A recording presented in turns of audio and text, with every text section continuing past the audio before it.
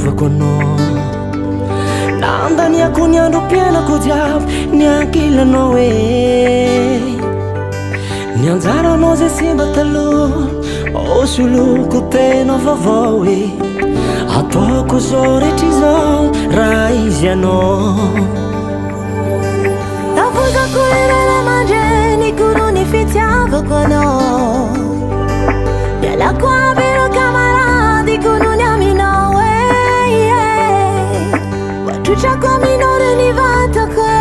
anomezako taranaka anao ataoko izao rehetra izao raha izy anao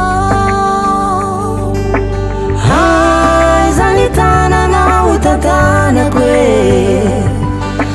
tiako raha izao mitondra ny anaranao mba hozaraiko anao ny asambarako ataoko izao rehetra izao raha izy anao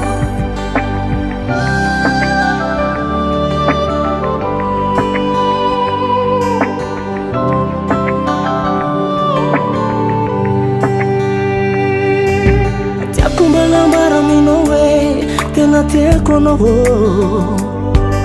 mba tiako magnambara aminao hoe fanafahinako tsy ho hitako namitaka anao hoe ho atsanako ny tagnakavanako hoe ataoko zao rehetra izao raha izy anao zany tananao tantanako tiako raha izao mitondra ny anaranao mba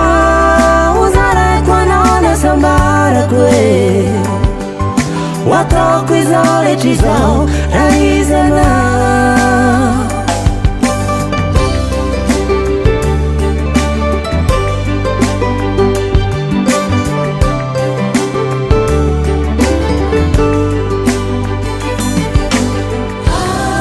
zany tananao tantanako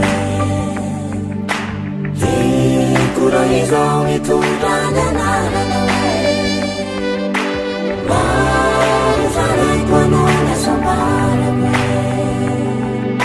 ataoko izao rehetra izao raha izy anao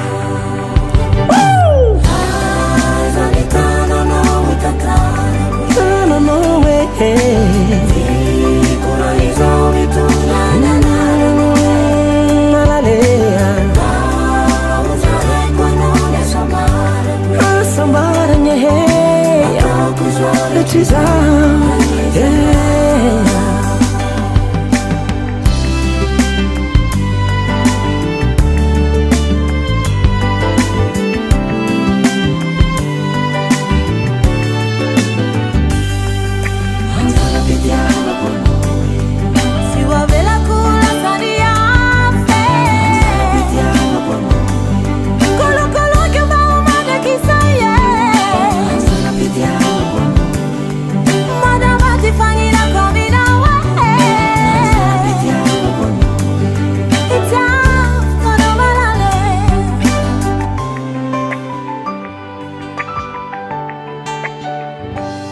Baba Sam.